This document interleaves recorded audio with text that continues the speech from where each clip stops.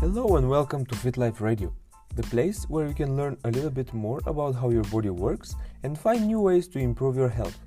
I'm your host Petio, and I hope to provide you with as much valuable information and inspire you to become a better version of yourself. Hello guys and welcome to another episode of Fit Life Radio. It's me, Petio, and today I am going to talk about diets. The word diet that I love so much. It's a subject that I enjoy so much talking about and researching, but at the same time it's a word that I hate so much because it's associated with such a bad outcome, but in fact it's nothing but a way of eating. So this is what we're going to focus today, and I really hope that you're going to enjoy it and find some benefits. So let's begin by talking about the word diet. When you hear the word diet, actually, when someone talks about diet, what do you normally think of, or what's the first thing that comes to your mind? In my experience, most of the people that talk about diet, or when someone says diet, they pretty much associate it with restrictions.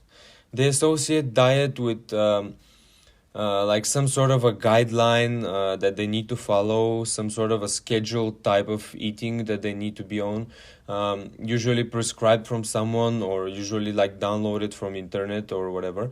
And those type of guidelines are most of the time, at least in my experience, designed to make you or to help you lose weight.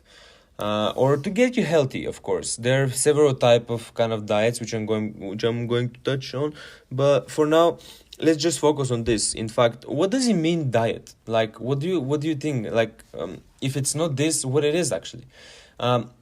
For me, diet is nothing but a routine. It's nothing different than your morning routine, for example. Like every morning you wake up and you follow some sort of routine before you go to your job, or even at work you follow some sort of routine, right?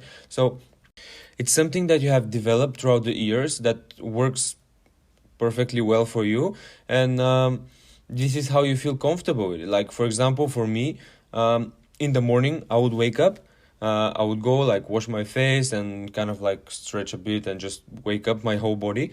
Then I would go have breakfast, have a coffee, and then I would brush my teeth. And then I'm gonna like start the day with whatever I'm supposed to do for the day. But there's a lot of people that they do it differently. There are many people that don't like to have breakfast. There are many people that don't drink coffee. There are many people that brush their teeth before they eat. So there's so many different variants, and there's so many different routines, and it's not much different with diet. Like diet, it's pretty much a routine that we have designed for ourselves. It's something that we have discovered throughout the years of eating, that which works for you or it doesn't. Like how do you know whether you like certain foods or not? Well, you just try and you see that you don't like it and you exclude it from your diet. Like if you don't like mushrooms, you don't have it in your normal eating routine, right? If you like eggs, for example, you have it in and most of the time, if you think about it, even like the meals are pretty kind of regular or pretty routine. Like especially for breakfast, most of the people usually would have pretty much the same thing. Like it could be so many different stuff again, but like for some people could be eggs, for some people could be like think of like the typical English breakfast, right?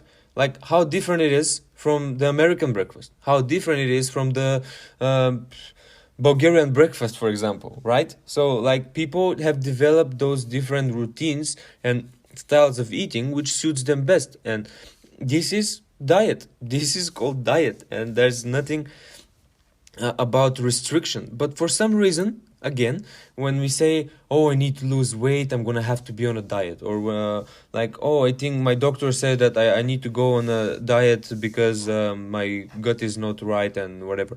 Like, we associate diets with restrictions, and we don't think that we are on a diet right now. We think that, oh, we need to go on a diet in order to achieve like certain goals that we have, or like achieve like better health or whatever. And for me that's problematic, because um, usually you would like you would associate it with struggle, you would associate it with restriction, and nobody wants that. Nobody wants to struggle, especially with this. Like, as we talked before, food is pretty much in a lot of cultures, food is a taste, and taste is valued. So a lot of the time, certain diets are going to exclude those type of foods. For example, like they would say no bread, and I mean, come on, like tell a French person that they cannot have baguette, for example. Like, it's a joke, of course, but it's pretty similar. Like, you cannot tell someone that he should not have certain types of food, because the more you restrict them, or the more you restrict yourself, the more they're gonna crave it even more, the more they're gonna feel uncomfortable, the more they're gonna feel like um, like something is not right, or something is not normal. And this is why people wouldn't want to go on a diet. People wouldn't want to change the way they eat, because they would associate it with this discomfort. And yes, a lot of the time it's kind of related to discomfort, but it's not that kind of discomfort. Like, it shouldn't be this kind of discomfort. It's not the discomfort that it should make your stomach hurt from hunger or stuff like that. For me, I think this is the worst case. And in fact, I want to talk about the different type of diets. At least for me, I would categorize them in two. I would put them in two different categories. Like, one is going to be the short-term diets, and the other one is going to be the long-term diets. Like, one is more associated with losing weight, and the other one is more associated with health. So let's start with the first one, and like that I can give you a little bit more of a insight of my thoughts, basically, and like I can get you to understand really what I mean by this. So when I talk about short-term diets, I'm talking about the diets that someone prescribed to you, or you decided to go and check a diet on internet that is kind of labeled like no yo-yo effect. This diet is gonna help you lose 5 pounds or 5 kilos in a month or whatever. So most of the times those diets are going to be the restrictive type diet. Most of the time those are going to be some sort of like a guideline that is going to tell you exactly what you should eat, exactly when you should eat it, and even the amount of food that you should eat. Now, when you're looking for a diet that is going to help you lose fats, there are some tricks that people do, in my opinion, and they make themselves successful dietitian or nutritionist or whatever. Like, there is like this, it's not a statistic, but basically food industry knows the maintenance level of a person, or like the average person, which is around 2200 or 2500 calories, right? So like a smart person would just go and be like, all right, so in order for someone to lose weight, they need to be on a calorie deficit. I'm gonna like make out this diet. I'm gonna put healthy foods. I'm gonna put like good sources of proteins and stuff like that. But I'm gonna put the exact amount of food that everybody should eat, and the exact amount at the end is gonna average of like 500 to 1,000 calories less than this average maintenance level for people. So like, I'm gonna make a diet which at the end is gonna be 1,500 calories, and I'm gonna market it to you. You're gonna download it, and your maintenance level is 2500, but now you're gonna start following my diet, which suggests that you should eat this much grams of that many grams of this and whatever, and you're gonna end up being on a calorie deficit because my suggestions is gonna be this if you follow it strictly.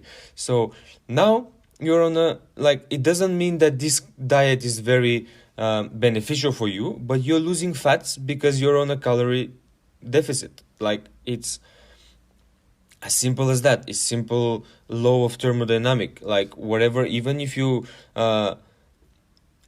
drink all the time diet cokes, but you are still on, like, or even if you drink any sort of fizzy drinks or whatever, and you maintain this calorie deficit, you're gonna lose weight. It's simple as that. It doesn't mean that you're gonna be the healthiest, but you're gonna lose weight. So what happens after like 3 months of restriction? What happens after 3 months of like avoiding certain types of food, or certain, like, or even what happens after like measuring every single bite that you put in your mouth for like 3 months? Like, you're so tired that you just want to stop.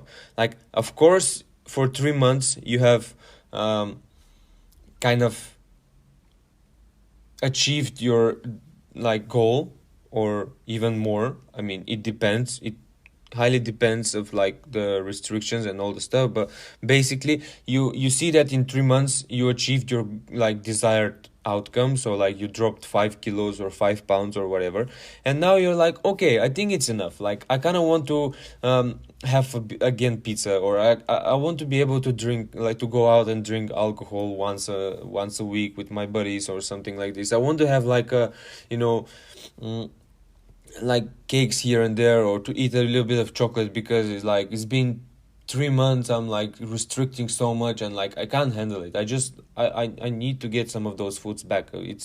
I need them.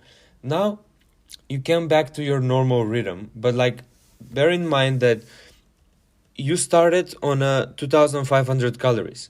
Throughout those 3 months, you drop down to 1500 or 2000 calories, which means that for those 3 months you were on a deficit. Now, because your body is super smart, your body adapted, and this became your normal rhythm now. Like, those 2500 calories of maintenance, now they dropped down to 1500 calories of maintenance. So now your maintenance level is way below. And what happens when you go back to your normal rhythm is that you introduce back those foods, those high calorie foods, or you introduce back 500 to 1000 calories more in your daily eating, and you ended up gaining more weight, because now you end up in calorie surplus. Now you end up eating more than your maintenance level, which you created for those 3 months, and you end up gaining more weight. So you end up gaining back the same weight that you lost, just because you played this yo-yo effect. Like, this is the actual yo-yo effect, like going down and then going back up, like as simple as that. And this is why those diets don't work, because they're not designed. They're designed to show you some results, but those are temporary results. Those are results which are not going to be sustainable. Those are not, like, you cannot expect to go on a calorie deficit for 3 months and then go back and just stay the same weight. It doesn't work this way. And that's the problem with all those diets, because like, people associate them with restrictions, people associate them with like hunger, and then associate them with that potential yo-yo effect. And most of them, of course, they would have a yo-yo effect unless you continue to be on this diet forever. But it's a bit hard, because you already associate it with restrictions and pain, so it's gonna be hard to maintain it forever. So it's not sustainable, and it's not something that you would really want till the rest of your life. So I would highly suggest to stop looking at all sort of like pretty much crap on the internet, and if you find a post or whatever saying that this is the best diet that you should follow, this diet or those types of food are gonna make you lose 5 pounds, just avoid it. Honestly, like don't try to follow it, because you're going to suffer more on the long term. Now, speaking of suffering, some of the diets are designed um, to maintain health or to improve health, and those types of diet are kind of like the diets which are the long term, or I call the long term diets. Those are actually, um, for me, those, they kind of, they match more of the description of a proper diet, because those are not exactly diet, like we call them diets, but they're some sort of like a way of eating or a lifestyle that you follow, but they're again not very ideal. And I'm talking about the, like the vegan diet, for example, or carnivore diet, or a paleo diet, or whatever sort of diet style you can think of that it's promoted now for health. Like there's so many documentaries that, like especially between like veganism and carnivore, there's so many battles, so many debates, so many mm, documentaries even about like whether we should eat vegan or we should be carnivore, and there are like people from both sides arguing which is better for health and which is better for longevity and performance and blah blah blah. Now, um, I'm not strictly against both, but because some diets may really benefit people, and like from experience what I have found actually, that there could be people that, let's say, they follow this standard American diet, or the standard diet of, like, you know, having a little bit more meat in their diet, having a bit more fast food and stuff like that. All of a sudden they watch a documentary about veganism and they become vegans now, because they didn't have enough vegetables, because they didn't have enough fibers, because they had all those processed meat. Now it's like it's removed from their diet. They would feel amazing because their body just needed it. Like they were lacking those nutrients that they're getting now back from that vegan diet, or from that plant-based diet. So they're gonna feel amazing, but that doesn't mean that this is the type of diet that they should follow forever, because uh, they might feel better for a while, but then they might see some potential drawbacks. And the same happens vice versa. Like maybe you would see like a hardcore vegan that doesn't like understand very well how our body works, and that we need like a lot of different like nutrients in order to maintain health. And that hardcore vegan is just like eating basic vegetables that you can find in a store, which is not bad, but in my opinion is it cannot be complete. Like if you're a vegan, you should really know how your body works, and you should really know and explore like thousands of different sources of plant-based food, just to provide your body with all the nutrients that it needs. And like, let's say that person who didn't understand much, and he was like suffering because he was on a vegan diet. Now all of a sudden they introduce like, by suffering on a vegan diet, I mean not because he was on a vegan diet, but because he didn't know how exactly to follow that vegan diet. That person now decides to switch to carnivore and introduce meat. Now all of a sudden he feels great because he introduced all those nutrients that the body was craving again. But again, that doesn't mean that that person should only be eating carnivore, because it might not be like great for him, right? So my point here is that with those two examples, I want to say that those diets, more often than not, they would give you, when you switch to those type of diets, all of a sudden, you like those diets will give you what your body was lacking of, or what you needed, and you will feel great for a while. And that's how you're gonna associate the diet with. You're gonna say like, oh, when I switched to vegan, I got so much more energy and I got so much more like focus, and it was all great. Or like, well, oh, when I switched to carnivore and I started all eating carnivore, like my gut health was better, and like my performance in the gym was better. I had more, I slept better, and I had more like strength and stamina and blah blah blah. Well, again, all this is because your body was probably lacking something, and it was kind of you gave it to it this way. And I don't think this is very sustainable either, because we don't live in a world where everything is vegan or everything is carnivore or everything is just, a certain way of um, eating. I do believe that those diets, um, they do have application, but for certain people. And this actually brings me to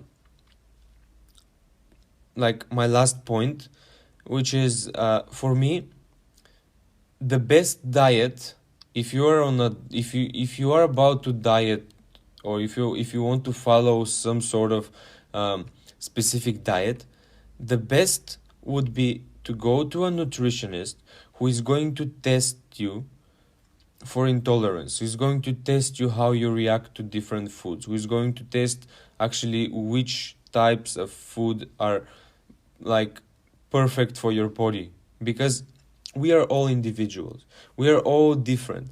And if carnivore diet work for me, it might not work for you. Or if I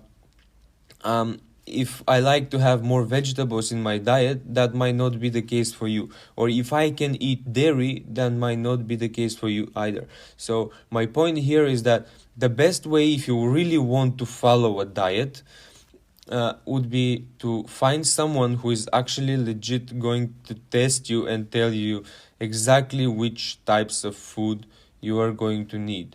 Now, I remember recently my grandfather, because he suffers from kind of like, he's overweight and he has diabetes and stuff, and he's been diagnosed with so many things actually. He decided to try something new, and he went on this nutritionist. Like, she actually tested him, and she identified that um, she identified which foods are better for him and which are not. So now he's on a like individual diet. Like, he does eat meat, he does eat vegetables, he does eat carbohydrates, he does eat like fats and stuff, but there are certain types of food that he cannot eat or he shouldn't eat, just because his body doesn't process those types of food very well. So I would say that from what I know, actually, yes, he's been losing a little bit of weight, but not that much, because of course, like, you need to be on a calorie deficit in order to lose a lot of weight. That's period. But he's been feeling way better since he's on that diet. Now, the problem with this is that he's always saying, "Oh, I'm not supposed to eat this," or "This type of food is forbidden, so I better not have it here," or whatever. "Oh, I love grapes so much, but it's forbidden to have fruits in my diet," or whatever, or like certain types of fruit.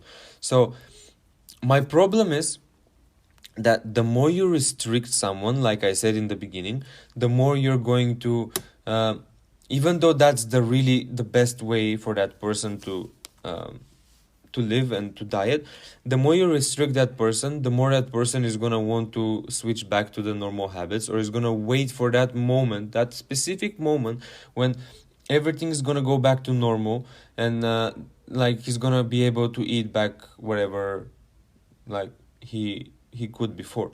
Now, that's I think that's very not sustainable, and I think that's really not very beneficial for a lot of people, because we don't live 1 year or 2 years. Like, we live ideally quite a while, and we cannot follow certain like diets forever.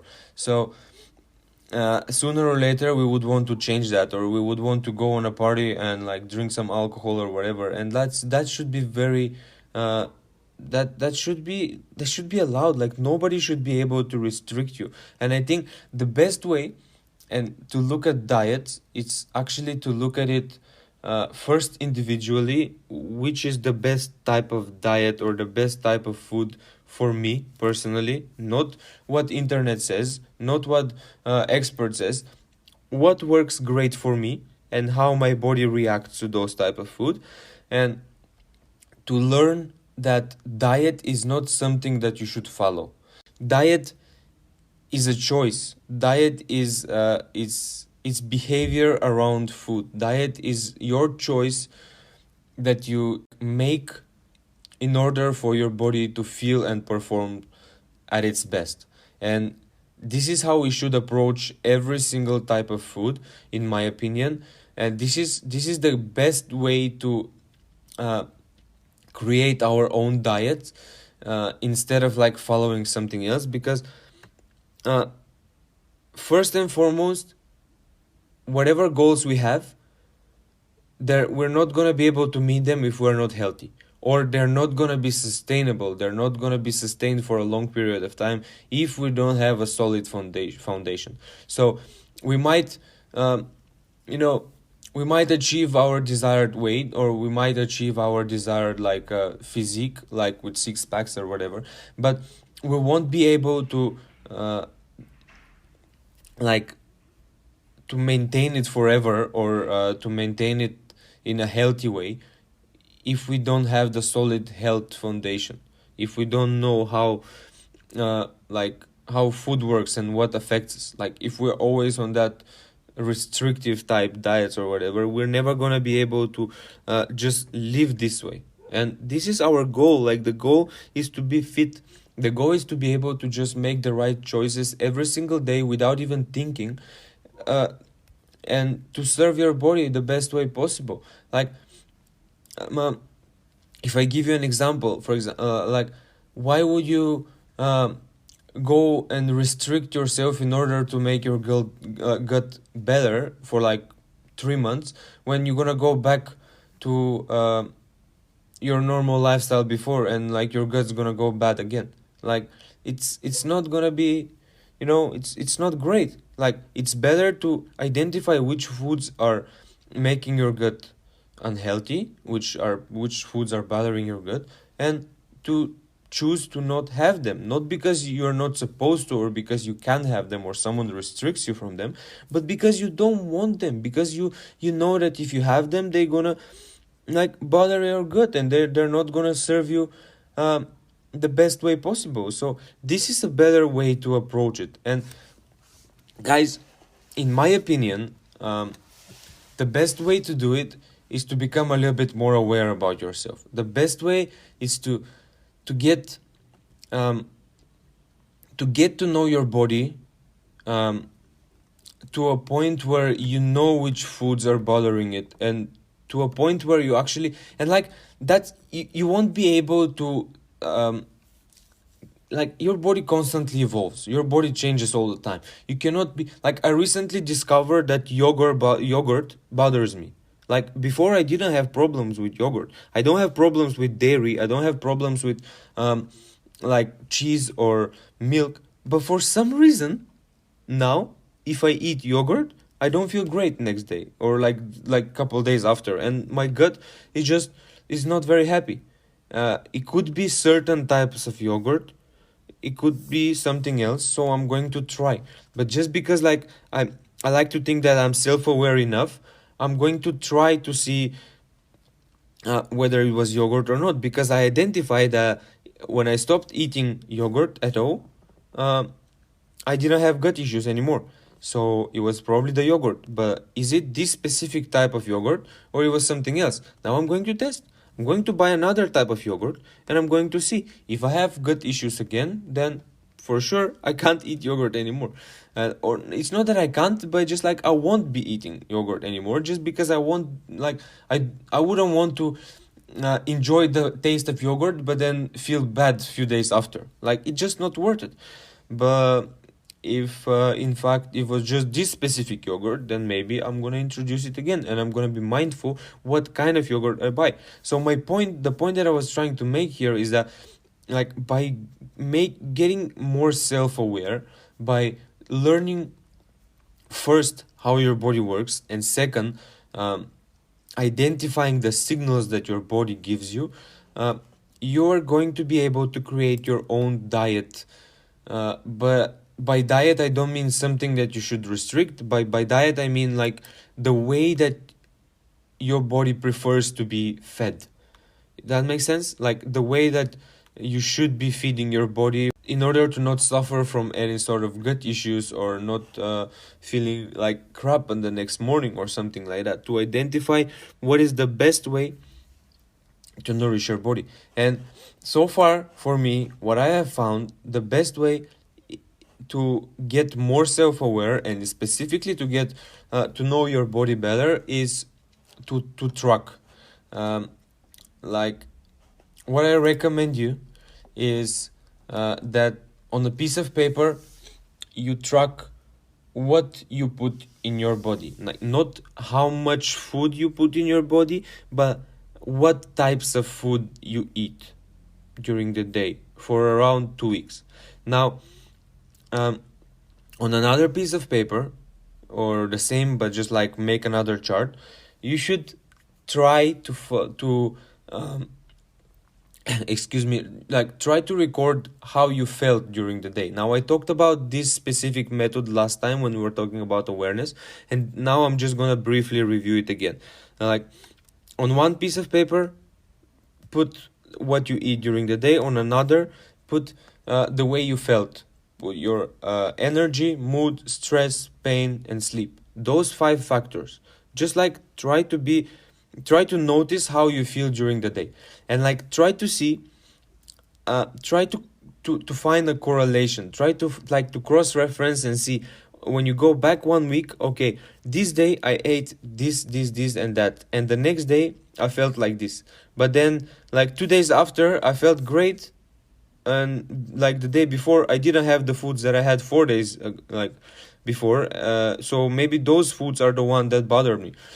And like this way you will be able to understand how exactly food, and like try different foods. Like honestly, like first eat for 2 weeks, eat normally, eat exactly the way you eat now, and then for another 2 weeks try to follow the healthy eating guide.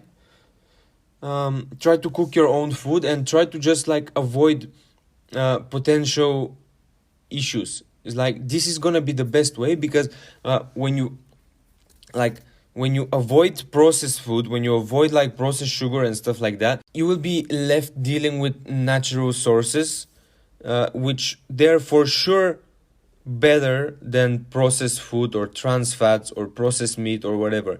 But then after a while you will be able to identify which of those specific natural sources are great for you and which are not. And this is how you will be able to create your own diet. This is how you will be able to create your own way of eating for your maximum, for your individual actually needs. Because like I said, just because something works for me doesn't mean that it works for you, or vice versa. Like if I have issues with yogurt, it doesn't mean that you have issues with yogurt. But the first thing you need to do is to avoid all those potential issues or intruders or whatever you can think of. I don't know how to call it, but just like foods that are like 100% going to prevent you from feeling and performing and just living at your best. And then like when you only switch to a whole food natural diet, which is, again, I'm using the word diet, but try to be very careful. When you switch to this natural whole food diet, you will be able to then understand which foods exactly are great for you and not. And this is how you will find out what is the best way for you to eat. This is how I managed to find out what's the best thing for me, and I'm still evolving. Like I said, like I noticed that if I eat yogurt I don't feel great, so I eliminate it. Before I mentioned before, like I noticed that if I eat for example, like I don't have problems eating potatoes or rice, but I do have problems eating those specific foods late at night. So I eliminate them. I said, okay, like I do like potatoes, but if I want to eat potatoes, I'm gonna eat them during the day, like for lunch. I'm not gonna like eat potatoes during the night, because this is what's going to prevent me from sleeping well, and this is what's gonna make me suffer the next day. Um, like for I found also that for breakfast, my body likes to have more protein. Like just in general,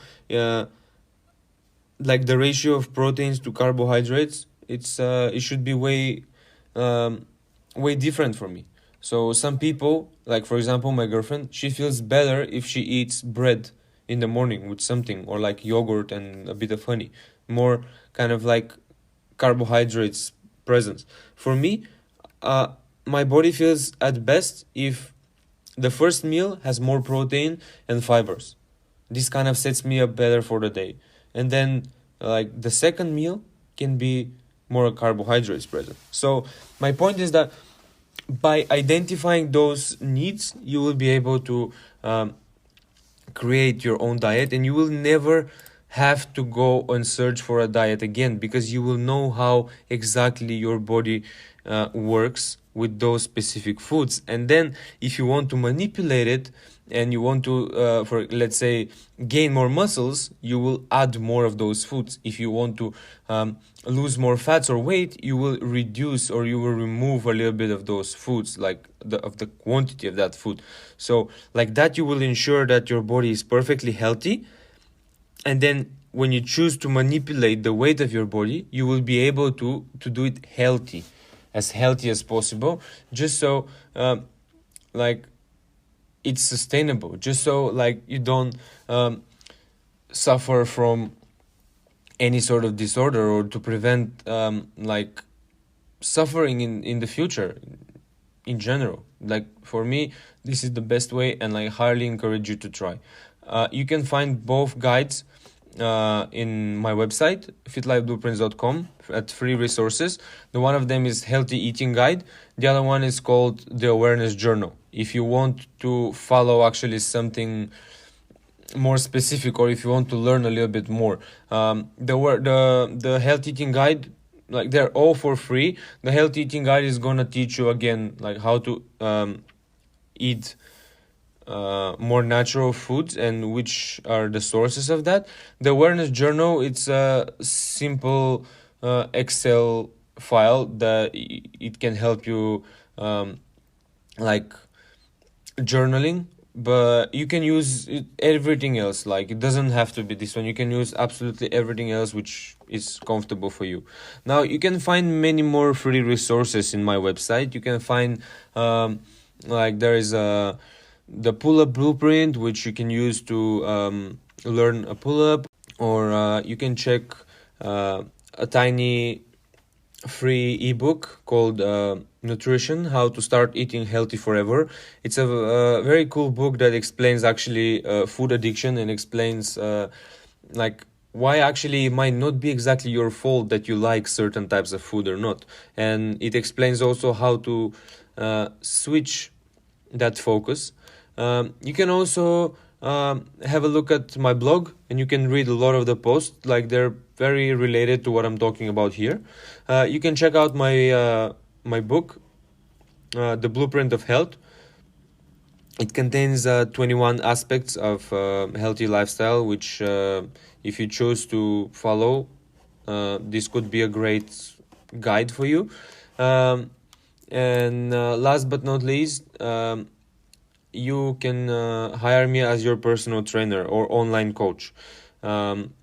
I'm going to try to make sure to teach you everything I know about food and exercise. I'm never going to give you a diet that you should follow or restrict you. My goal is going to be to help you go through that journey yourself. So eventually, when you at some point stop working with me, you will know how to eat better and exercise, or like you would just know how to like live a little bit better. So like you will have better results and better lifestyle. So go check them out. Thank you for being here with me. Thank you for if you make it out until here, I appreciate it. And thank you for your time, and until next time, bye.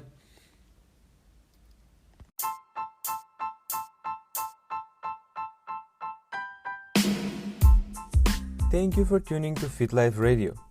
I hope you learned something useful, or at least had a bit of color to your commute. If you enjoyed the show, please share the love by introducing it to friends and family. And if you don't mind, please leave a review on your favorite podcasting app. Thank you for your support, and until next time, stay fit.